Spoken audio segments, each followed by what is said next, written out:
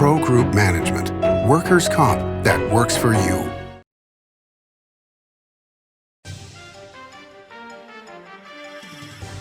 Welcome to Nevada Newsmakers. On the broadcast today, State Senator Heidi Gansert joins us for the whole show on an all-new Nevada Newsmakers.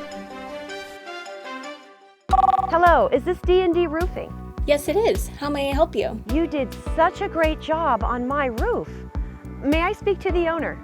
I am an owner. Oh, can I speak to your supervisor? Sure. How may I help you? I love your work. May I speak to the owner? I am an owner. We're all owners. Well, that's why at D&D we work so hard to keep your home safe and sound. Oh, no wonder. D&D Roofing and Sheet Metal. Local, employee-owned, here for you. Like a traditional handmade basket, retail is woven into the fabric of life in Nevada. From big box to mom and pop, retail supports our communities in countless ways. Jobs for the disabled, team uniforms for kids, help for the elderly, and so much more. Retail employs over 1 in 10 workers. Retail supports Nevada, and we support retail. RANNV.org. Pro Group Management offers workers' comp services to a growing number of industries. As businesses grow and change with the times, the need for a solid workers' comp program must be flexible and up to date. The evolving nature of regulations can make staying ahead of complex tasks challenging. But Pro Group Management simplifies the work so your industry can move forward and succeed. Pro Group Management. Workers' comp that works for you. Truck drivers are some of the hardest working people you'll meet, delivering over 70% of America's freight and 92% of Nevada's. When there's a natural disaster, they're delivering critical supplies to help those communities recover and rebuild. Every sector of the economy and our nation's military rely on truck drivers. So let's take a moment to say thank you. On the open road or city streets, our truck drivers are rolling to make our economy and our nation stronger. Trucking moves America forward. This is Nevada Newsmakers with host Sam Shad, a no-holds-barred political forum. Now, from the Nevada Newsmakers broadcast headquarters, here is Sam Shad. And back on Nevada Newsmakers, we're always pleased to welcome back to the program State Senator Heidi Gansert, Republican of District 15. Pleasure to have you back. Thank you. Thanks for having me this morning. You're always welcome. So, Economic Forum numbers come out, and not looking good, obviously. The governor's already asked for 12% cuts across the board. You work for the university system. What are your concerns just starting there? You know, so the Economic Forum came in with about $8.5 billion, and I believe the asks right now from agencies is running about $9.7 billion. So we're looking at a $1.2 billion shortfall. Something that we don't know what's going to happen is the federal government, right? They're working on another package. Relief package, and that could significantly affect the numbers. And so I think we're going to have to wait to see how that comes in. My understanding, you asked about higher ed, my understanding the numbers for education are higher than the first package that was pushed down from the federal government. So they'll have to balance after that. But I think what will, something else that's interesting, the numbers as far as the 2021 projections are actually coming in higher than the revised numbers from June. So there may be a carry forward of $600 million. So we don't even know where our starting point is. We kind of have some rough numbers of where we may begin, but the numbers are stronger than we thought they were going to be June of 2020. But there is going to be a shortfall, and we have uncertainty around the federal government and what type of package will be pushed down to the states and to education, you know, as part of a state package. You also served as chief of staff to Brian Sandoval when he was governor. Now you get to work with him again, and so you're no stranger to seeing these kind of numbers. Have you been somewhat shocked over the last few years, and especially as a Republican, to see how the government is able to put out literally trillions of dollars? And you talk to economists on both sides, people who are in favor of government debt, people who are totally against government debt, all saying it's fine with almost zero interest rates. It's okay for us to borrow these trillions of dollars, which is a number that none of us can comprehend. Right, you know, I'm always concerned about the big spending and these packages that are rolling out, because I think we do have to understand that we have to pay for it eventually. And yes, interest rates are low, but it's very concerning. Now, we live in a state where we lead and lag economically, so when people have discretionary income, they're going to go gamble, right? And that's our second largest revenue stream. But when they don't, we fall off early. When things get tight, we fall off early, and then we recover slowly because people don't have discretionary money. So we have a very cyclical economy here, and so it's very difficult. But I am concerned about how much money the federal government is spending basically to boost everything. At the same time, if we've got a short period of a gap, an economic gap that we need to bridge, it's smarter to bridge it than to let everything spiral down, because once we start trending down, I think it's harder to recover. Right now we have so many businesses on the brink. We want to help them survive. They have to get through this so that we don't have mass bankruptcies, which will lead to unemployment, foreclosures. It just kind of triggers down the line, right? So I think a bridge is a smart idea, but I am concerned about the trillions of dollars that can be spent if they keep renewing more and more packages. So with the vaccine coming out here shortly, hopefully we'll have a better defined period where we need to bridge, and then we can get back on track and not do those types of packages that are really significant. So you are dealing with this on a personal level at both ends because you have kids in college, I'm presuming, at this point in time? One left in college, the rest are, one went back to school too. Okay. Yeah. And then you also have, parents who are up there in age a little bit. So what are your concerns on a personal level with this whole COVID deal? I'm mostly concerned about the health of the children, our children. So I'm fortunate because I have 3 that have finished college. One has finished law school, another one's going back to graduate school. So I only have one left in college. He's a little worried about getting a job, but he's in a field where he should be able to find a job. So on a personal level, I think we're going to be okay. I'm more worried about Nevada more broadly. I think we need to retool and educate our workforce. For a couple of reasons. Part of it is COVID, right? So now we've had this gap and we have all this unemployment, but also it's automation. So we have industries where they're going to go more and more to automation. So we need to really level up the education of the people that we have, or the citizens of Nevada. And so I am going to have some bills on economic development, on workforce development, because I think we really have seen a shift in how people work and the types of jobs that people will be working, moving forward. So how do we make Nevada stronger and more resilient at the individual family level? And that's something we need to work on. Okay, so the reality is that in the past, when we've seen economic revolutions like this, and as you say, automation, which had been planned for many, many years, but was thought to be 5 to 10 years out, has now become practical because companies are looking for every efficiency they can. But what we've seen in previous industrial revolutions was that people were displaced from their original jobs, but they did go into other jobs. So what fields do you think offer the most promise? Well, I think anything around technology, right? So computer science and robotics. I know Washoe County School District and also Tesla are working on programs around robotics. So teaching students how to program, how to fix mechanical devices and things like that.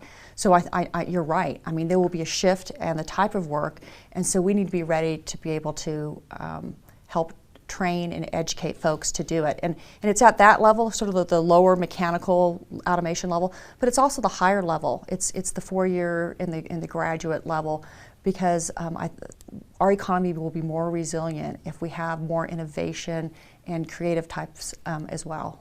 And part of your job is development, economic development for the university, for UNR at least. And are you seeing more and more involvement from these major corporations that are moving to Northern Nevada, especially like Tesla? But you've got Google, you've got Apple, the list goes on. Are they all coming to the university and saying, these are the kind of workers we need, develop programs, just as mining did? We have the Mackey School of Mines. Right. Mining has been involved with the Mackey School for years and years. And we do have technology companies that are coming, and there's a lot of demand for engineers and for computer science. And they want our students, but they also want to do research on campus. So we've enabled them to come on campus. So smaller businesses sometimes don't have equipment, certain types of microscopes and testing equipment, and so they'll come on campus and test. So there have been partnerships and continue to be strong partnerships between the private sector and the university. And I mentioned Tesla earlier. So they're doing a robotics lab, at what used to be, it's the Southside School. It's over on Sinclair and Center Street. They're partnering with the university and with EDON to put a robotics lab in there for students, and I think that's great to have that investment. There's also a lot of demand for internships. It's a good way for corporations to test the skills of individuals or their education and potentially hire them. And so that's kind of the hat, university hat, but the Senate hat is different. So I have to always make sure that I separate the two. But Sure. You asked me specifically about Sure. the university. Sure. And would they be paid internships or were volunteers? So all the internships that are through the university are paid internships. And they also have a program that's funded by the student union. They have some fees and basically that they provide half the funds for internships. So if you're a small business and you can't afford to employ a student, they can meet you halfway, which has been really, really beneficial. There are not a lot of positive things that come out of COVID, but one of them for Nevada may be that people are just desperate to escape California at this point in time. What do you see the potential statewide for movement from California to Nevada rather than, as Elon Musk just did, move to Right. Texas? Yeah, wasn't that interesting? Yes. Yeah. He picked Texas. I thought maybe he'd pick Nevada, but You would think. I know. So I think there's tremendous demand, and we're seeing that in our housing market, that people are coming in, and there's some positive and negative. So right now there's sort of a crunch in the housing market, and it's very tight. But most of those people who are moving over, a lot of those people are well educated, right? So again, we're going back to a higher educated workforce, which will make us more resilient in the long run. So there's some positives with people moving in. We just need to get the housing under control. And I know when I was coming over here, I didn't realize there's a whole bunch of new apartments. I almost didn't Right. even recognize it. So we've got apartments popping up. We've got single-family residential neighborhoods popping up all over, sort of on the perimeters of town. So hopefully we'll have more of a supply so that the housing can be affordable. Yeah, one of the biggest issues, though, is actual workforce. I have several clients on my advertising agency side, either in HVAC, roofing, etc., and they're advertising everywhere they can to get employees because they can only find at this point entry-level employees. Everybody else is taken. So that's kind of stymieing some of the development, especially for lower income housing, because which are you going to go for? The one that makes you the highest profit. Right, it's really difficult right now as far as workforce. It's so interesting because we've got COVID, right, which hit us hard and hit a lot of small businesses hard, and so our unemployment rates went up. But then when you look at housing, the demand for new construction is really high. So we really sort of like need a shift of where the employees are. So hospitality's been hurt, but we do have construction. And when you look at the revenue for the state of Nevada, the highest revenue source, the greatest revenue source is sales tax, and a lot of that is driven from construction. So we've been living off growth for quite a while, and I think we're going to continue to grow. Yeah, to say the least. All right, let's take a break. More with Heidi Gansert when we come back. Because of UMC, I'm putting my free time to good use. Because of UMC, she keeps me on my toes. Because of UMC and this guy, I'm here. UMC, the highest level of care in Nevada. The signs and symptoms of cataracts can start out small with subtle changes in your vision. So don't wait. Be proactive and take your vision into your own hands. If you're experiencing the onset of cataracts or just have questions, contact your eye care professional or call Eye Care Associates of Nevada today. Dr. Hiss has years of experience specializing in the surgical correction of eye disorders and has completed over 84,000 vision correcting procedures. At Eye Care Associates of Nevada, we'll change the way you look at the world.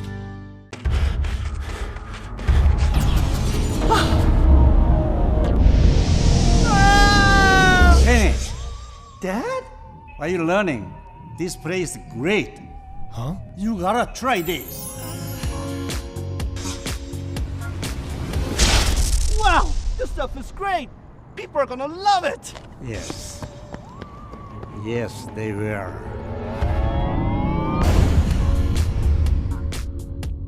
This is Nevada Newsmakers. And back on Nevada Newsmakers, we continue our conversation with State Senator Heidi Gansert, Republican of District 15, just recently reelected, and congratulations on that. Thank you. We'll talk about that in a moment. But There are rumors floating around that you may not be working at the university in the near future. Is that true? Can you comment? You know, I've been working to transition out for a while. I've been there for 8 years, and so I will be moving away from the university after the first of the year, and I'm really excited about the change. I can focus on the Senate, and we've got this really challenging session coming up. So I've been so grateful to work at the university in economic development, and you know, working on local issues. And the Gateway is a big project for the university, and we've got most of that done. So I'm pretty excited to have been there, and happy to move forward and focus on the Senate. Well, congratulations on a move in your life here, obviously a big move. For those that are not familiar, just briefly explain what the Gateway project has been. Oh, so the Gateway, when the University of Nevada, Reno did their master plan in 2014, they decided that they wanted to move towards downtown. And it was a partnership with the city of Reno and with the RTC. And the city really wanted the university to move south instead of east, which was the prior plan. And the university was able to purchase properties between 8th and 9th Street and North Virginia and Evans Park over a series of years. And what they're planning to do there is build a new business building, a complete College of Business, some life sciences building, and there'll be some additional parking too. So it's a really big move to head towards downtown and to serve as a catalyst for redevelopment. And I can tell you that's already happening. So that plan was approved in 2014, and you'll see that there's more residential housing down there. There's some plans for some restaurants and some retail that's south of I-80, where it was really pretty blighted. So again, the university's moving south. It's going to take a while to get some of those buildings up, but they have been able to get the zoning and everything that they need. At the same time, the RTC was able to bring in a multimodal center. So the transit, the rapid system, extends up to campus now. So students can go to Midtown, can go all the way out to the Summit and not go through the main bus station. So it basically is a rapid system that's up and down Virginia Street. So that's pretty exciting. And again, that's my university hat, right. Separating the two. Right, and just one more thing on that. For many, many years, the university, and prior to you being there or the current president or previous president for that matter, there was an objection to the university and downtown because of the gaming being connected. To a large extent, that all changed when a couple of the buildings blew up because of the boiler situation at the university, and students had to be housed at Circus in downtown Reno. Has there been a change in attitude between the way the university looks at the downtown and the future? Well, I think Reno has changed. The core has changed. We have some gaming in the center, but the perimeter is becoming. Right now, there's some student housing that's been built. It's private sector housing that's built. Harrah's was bought out. That looks like it's going to be commercial. It'll be and residential. Yeah. All kinds of different things. So I think really the community's evolved, and sort of crossing that line of I-80 has already been crossed. And you mentioned there was an explosion in one of the dorms, and so the Circus, the university was able to basically rent one tower for the year to get by. And right now, some of the housing still is not ready. So there are students who, through the university, that are working in the private sector housing that are south of I-80, and then also there's a lot of residential housing that's been built on the north end of Virginia Street. That's private sector, but the university leased part of it because, again, they need to get their dorms up and running. So it's all been blurred a little bit, which I think is positive because, yes. I think it's really positive because we've got these blighted areas that are now getting redeveloped. Oh yes, to say the least, and I think it was stupid from the beginning, but that's just my opinion.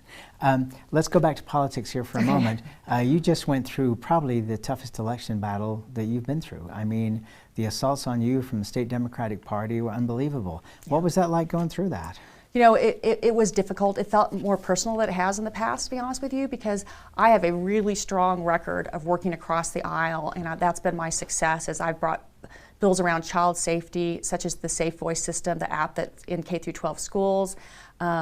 I've done work around background checks to make sure, and also accountability. If there's abusers in our schools, it actually gets reported to Child Protective Services, not just personnel. So I've done a lot of bipartisan work.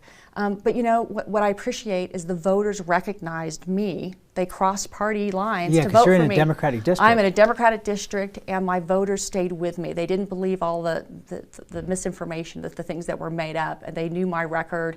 And so I was really, I guess I'm honored and so appreciate the trust the voters have in me, because they were able to distinguish me from all the just the noise and the misinformation that was out there. Alex Goff, the Democratic National Committeeman, has said several times on this program that Democrats should not relax in this state, thinking that they own the state because of yourself and Jill Tolles. He feels that either of you could run statewide and win. So do you have ambitions? You know, Mark Amodei has announced for governor. Do you have an interest in entering a Republican primary for governor? Well, you know, Sam, I'm so happy to have made it through this election. As you know, it's one election at a time, and we have this challenging session up ahead of us with the budget, and so I'm just really happy to be in the Senate. So I don't know what the future holds, but what I can tell you is that I am just grateful to be serving in the state Senate on behalf of my constituents, and I look forward to working across the aisle again. I'm one of those people, you know, you have your election cycle, and then you move on and you work together to determine what's best for the state.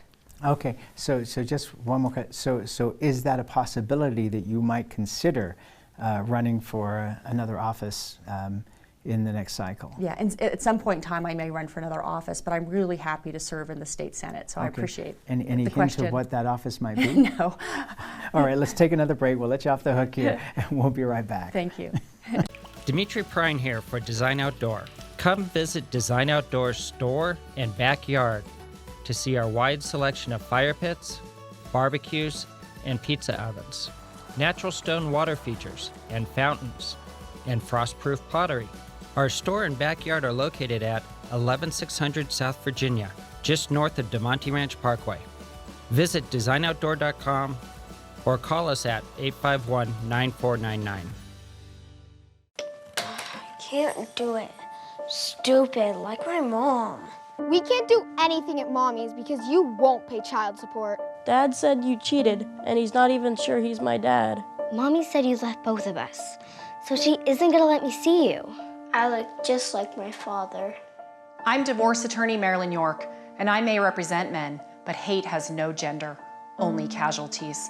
Please, stop sacrificing your children in your war against your ex. Hi, I'm Dave Newman. Remember me? I used to be the house detective, and now I'm a realtor, full-time at RE/MAX Realty Affiliates. A lot of people ask me, how's the market? You know what? It's fantastic. If you're even kicking around the idea of buying or selling, give me a call. Let's talk about it. Call me at RE/MAX Realty Affiliates and just ask for the guy who used to be the house detective, Dave Newman. Everyone is talking about opioids, but they're not the only drugs that can be harmful if taken in large quantities or not as prescribed. You also need to be aware of side effects from anxiety drugs, muscle relaxants, sleep aids, and stimulants. Mixing prescription drugs with other drugs or alcohol can be dangerous. If you take Ambien with a glass of wine, it may be enough to stop you from breathing. Prescribed drugs can be just as dangerous as illegal drugs. Take medications only as directed. This is Nevada Newsmakers. And back on Nevada Newsmakers, we continue our conversation with Heidi Gansert. She's a state senator of District 15 and a Republican. What are your biggest concerns going into the session? Obviously the budget, but I mean, as part of the budget, what are your biggest concerns? So I think we always have to prioritize education and health and human services. The one thing about health and human services is that the federal match, the dollars that they bring in for every $1 state dollar, is higher.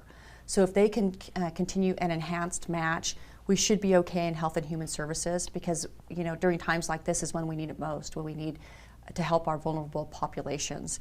And then education, there's this transition in that as well, right? So we've got all these students that are online, and what does that look like? And I think it's been very, very difficult. So how do we really boost our education system to help them not lose ground? I'm really concerned about them losing ground, so we have to be able to support education the best that we can. And we still have the uncertainty of the federal push down. How much money do they intend to send down to the state level, and also to specifically to education, whether it's K-12 or higher ed? Do you have concerns about the mental health of students? Because we've had a lot of discussion on this program from parents and the kids themselves with the lack of sports, with the lack of social interaction.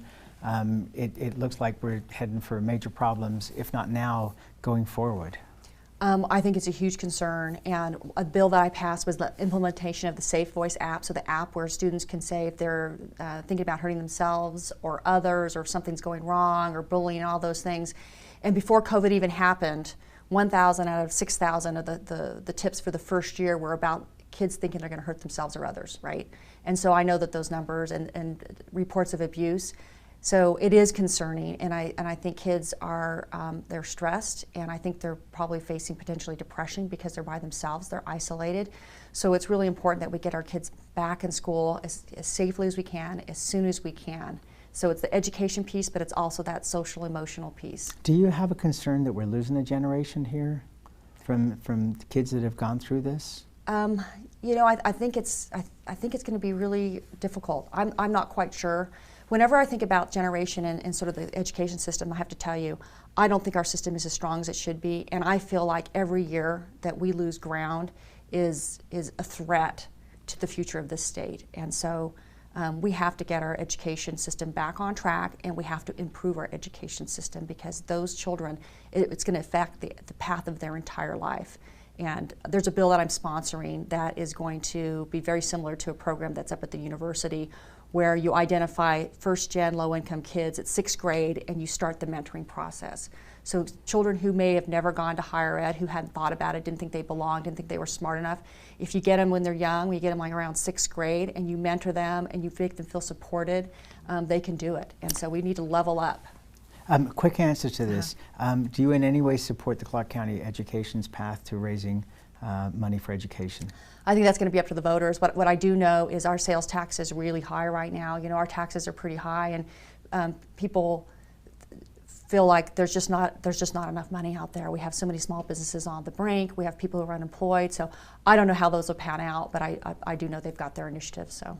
And that's where we have to leave it. All right. We'll see you in Carson City. Yes, thank you. Okay, thank you so much. Heidi Gansert, and we'll be right back after this timeout. Brian Culpa Photography was born in the rolling hills of Massachusetts, and now he can help you experience the stunning beauty of Nevada in a whole new way through the power of flight. Flying has always been a passion for Brian, and at Brian Culpa Photography, he can make your imagination soar. Brian has the creative mind and tools to tell your unique story. Experience the bird's eye view at brianculpaphotography.com. Hi, my name's Marilyn Miner, and I'm sure you'd agree that Nevada's a very special place to live. I was born here, and my husband and I have raised our family here. I feel it's a privilege to live and work in the Truckee Meadows. I especially enjoy helping my clients reach their real estate goals. Sometimes the smallest details provide the greatest satisfaction. I'd be complimented to talk to you about your next move.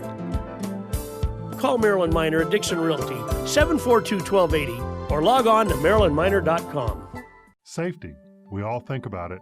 You think about it when he buckles in, when you check your mirrors and put away your phone.